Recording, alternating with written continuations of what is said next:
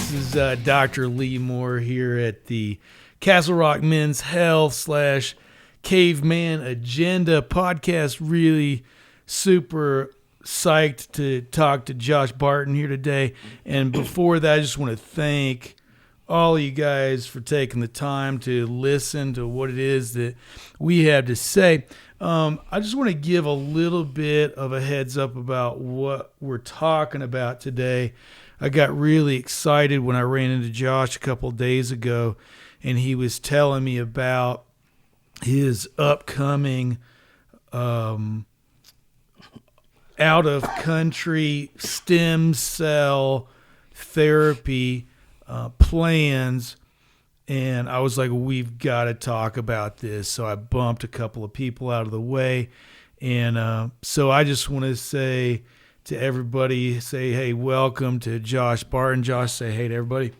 Hey, everybody. Thanks for having me here. So what I would really wanted to lead out and be like, I want everybody to start to get to know and love you the way that we know and love you. So just try to take us back as far as you want to get everybody kind of familiar with who you are and what you're all about. Yeah, so, I look at our community is really the big thing. And so came here first in 97, permanently moved here in 2000. Been a part of Castle Rock community ever since then. But in 2009, started getting into the gun business. And 2011... opened up a retail store on Wilcox with the intention of getting a range open. In 2012, opened up an indoor shooting facility, training facility, gunsmithing, kind of the full 9 yards. And I know you're wearing all the gear, but can you tell everybody what's the name of your place and like how they can find you and buy stuff from you? Yeah, so it's DCF Guns. We actually have 3 locations, 2 in Colorado Springs, 1 here in Castle Rock. The one in Castle Rock is at 1155 Park Street. You can find us on dcfguns.com, and we pretty much do everything from gunsmithing, training, indoor shooting facility, retail store, custom builds, all that fun stuff. We have a 100-yard at our Colorado Springs location on the west side, Garden of the Gods, I-25. But yeah, anything gun related, you name it, we do it. So yeah, this place is legit, guys. That's where I buy my stuff.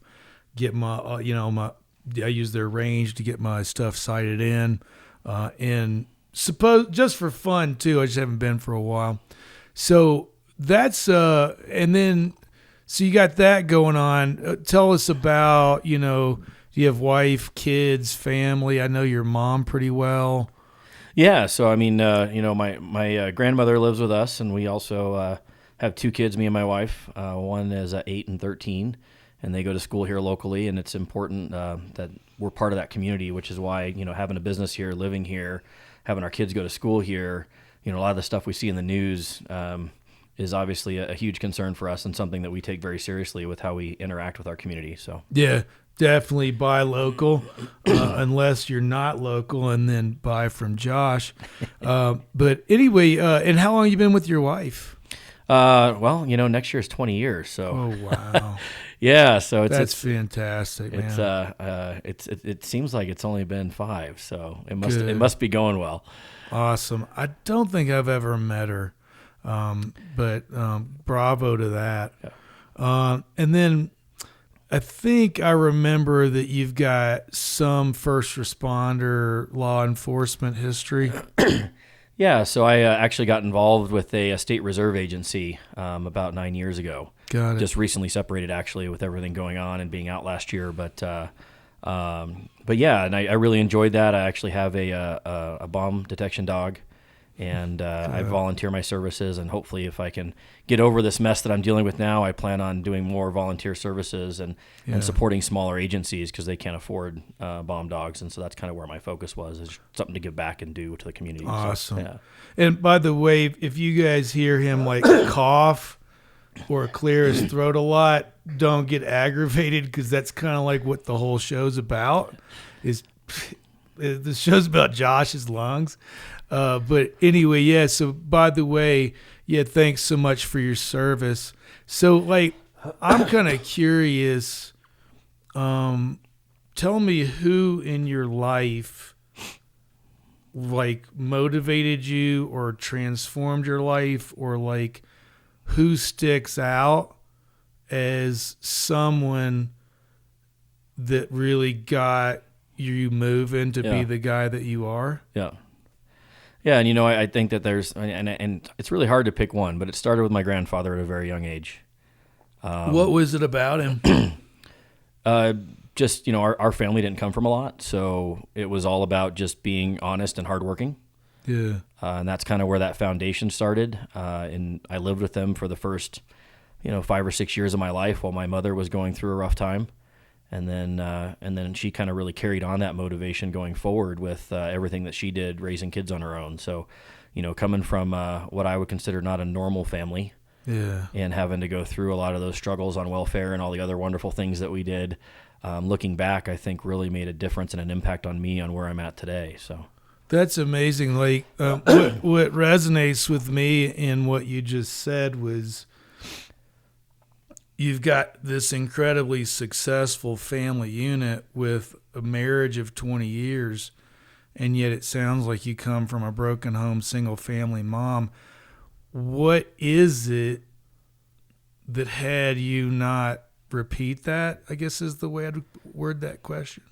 And it's kind of funny because I hear a lot of people talk about that and how that's an excuse. And I actually look at it as that's what gave me my strength. Is I don't want that for my kids. It motivated you. Yeah, my kids I didn't want my kids to experience what I experienced. And not that it was bad, it was just different. And it was different in a way that made it harder. Yeah. And so, we always want better for our kids. And so looking at that from my perspective, I want my kids to have better. So.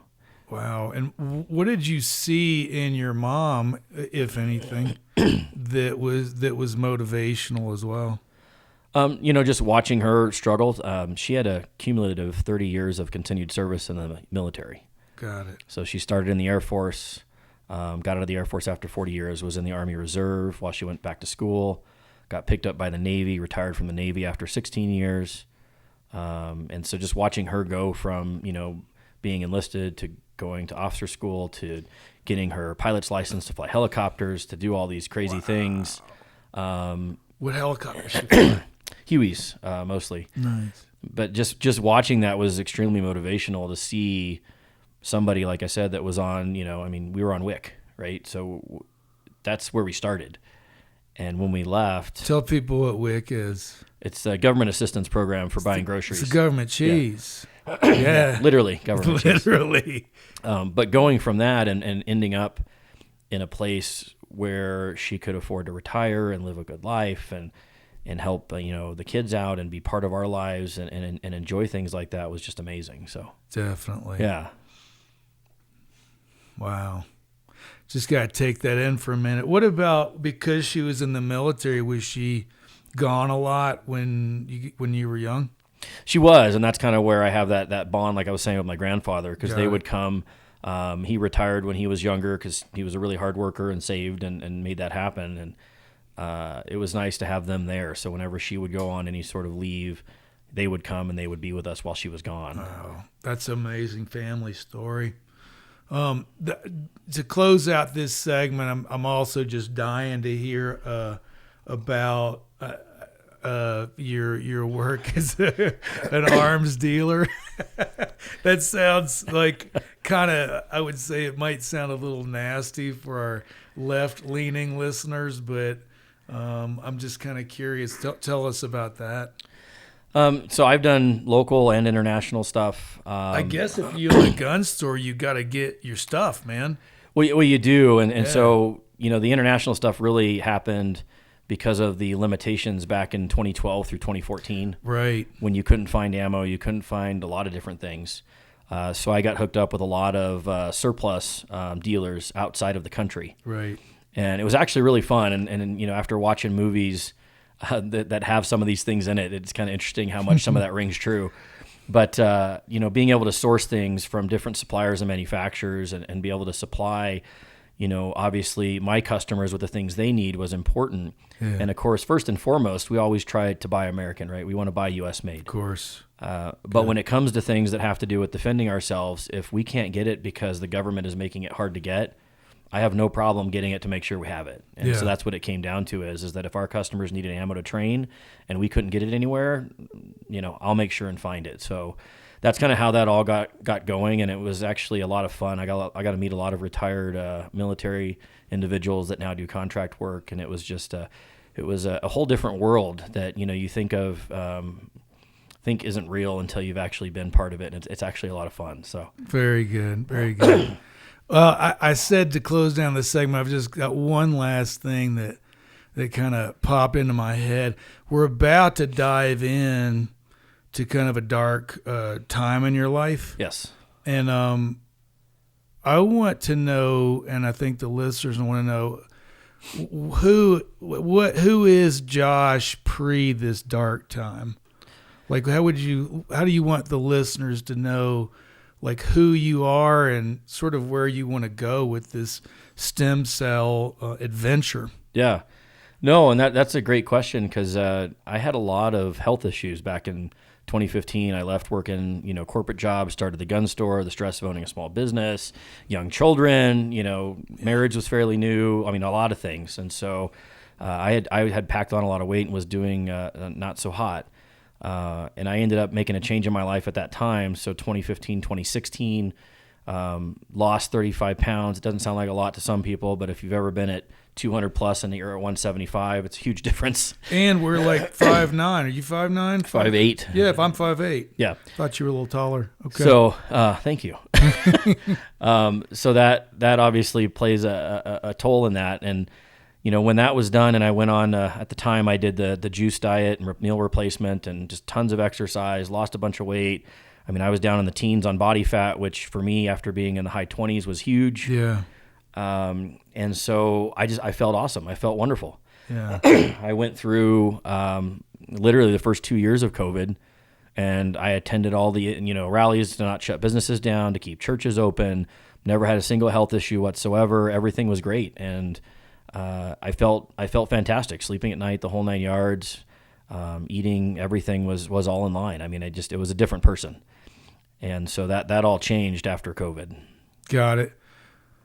Well, that's a great segue to dive into the next segment. So, thanks so much for sharing a little bit about yourself, and I really appreciate your openness and honesty. So, back to you guys. Thanks so much for checking out this segment. And if you like what you hear, getting to know Josh, next segment we're going to dive into really why we're here. And that's what happened to him with his COVID experience. So once again, thanks a bunch for watching. Make sure to give us a thumbs up and follow.